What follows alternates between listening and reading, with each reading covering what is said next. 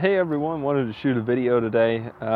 Sun's finally out here in Knoxville. Been going through a period of significant rain, so we have gotten through the aeration and overseeding portion of the season. Got all those wrapped up. A few are still trickling in. It's December, so I'm not looking to do too many of them. Definitely not to the extent I was in September. What we do have going on today is spraying wild violets in lawns. So because we aerate and overseed, we can't put down a pre-emergent to prevent weeds. So now this time of year, a lot of broadleaf weeds are starting to surface. Wild violets cannot be prevented by pre-emergent, so they have to be addressed post-emergently anyway. So I wanted to show off what I was using here. I use a product called 4-Speed XT. 4-Speed is a broadleaf weed control. Has 2,4-D, dicamba, triclopyr, and pyroflufen ethyl. The combination of these four products give us a very powerful knockdown. I run this at 1.5 ounces per gallon in my backpack, and I'll fill multiple gallons at a time, but I use a measuring beaker like this to measure the product, and then I will put it into my backpack, shake it up really good. Let's see if I can do it while I record and give you an idea of how I backpack weeds. So when I backpack weeds, I don't just go full throttle, pump it 600 times, and then spray a weed. I give it a couple pumps just to give it enough pressure. I use a fan tip nozzle, and I walk one time over the weed to get it sprayed. Just like that. You don't want to sit and create a puddle because that leads to runoff. You start running into situations where you can damage the grass by over applying. So I just make one good solid pass over the top of the weed. This overseed job was done the end of September, so the grass has had a chance to germinate and come up and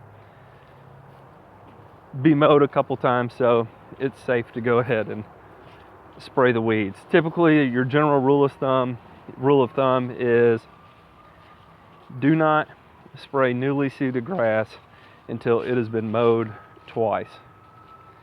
That's a pretty good rule of thumb to follow. So I got all these little spots in here.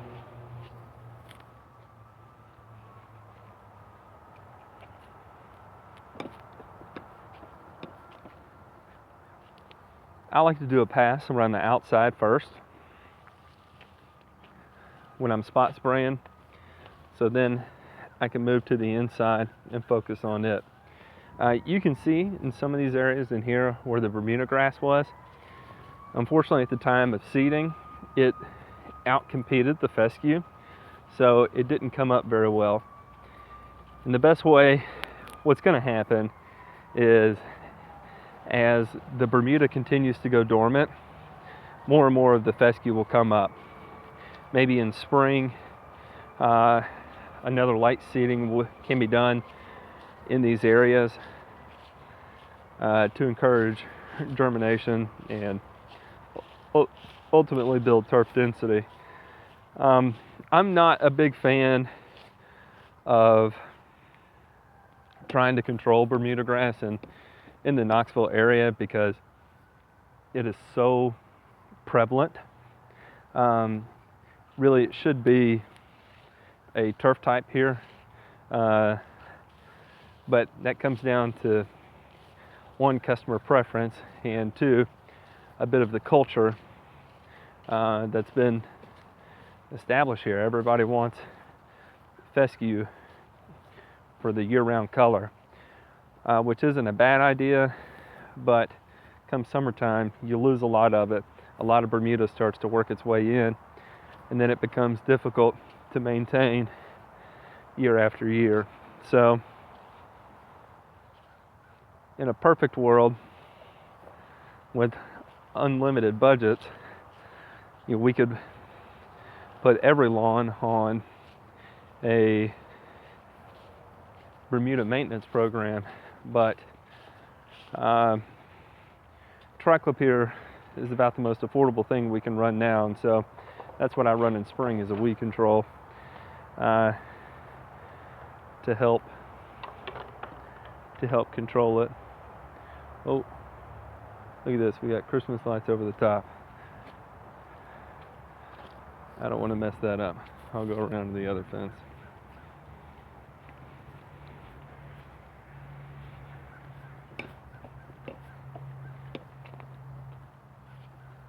So here's an example of an area that could use some more touch-up seed. It's not really going to do well here because of the surface roots from this tree. So it's one of those things you just have to be very upfront with the customer about, that continual leaf buildup here, surface roots. Unfortunately, grass is just never going to do great. You can see for the most part it looks pretty good, but it's not perfect by any means. It's hard for me to look at sometimes. At the time of aerating and overseeding, I ran a starter fertilizer. I don't use a lot of phosphorus, so I ran a 24-212. It was 40% organic fertilizer, and that gave the majority of the color you see. I also put down a 45-00. That was 66% slow release, with the intention that the majority of it will not release until next spring.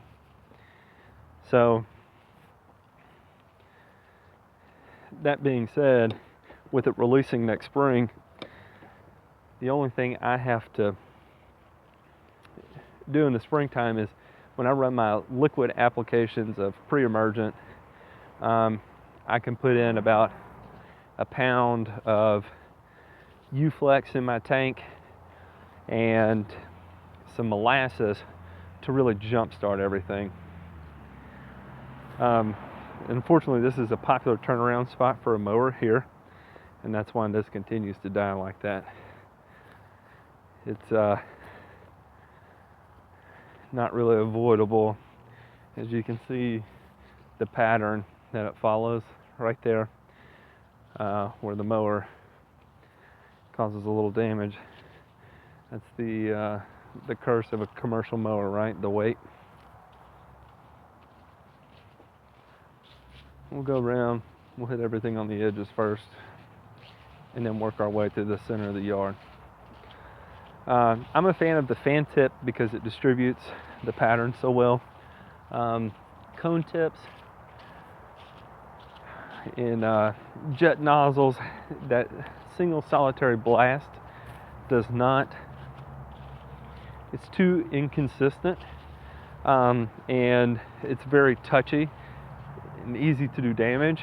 So I do not recommend using that unless you know exactly what you're doing, and especially when you're dealing with weeds this spread out. It narrows your pattern so much that unfortunately it takes just too long really to spray the weeds in the yard.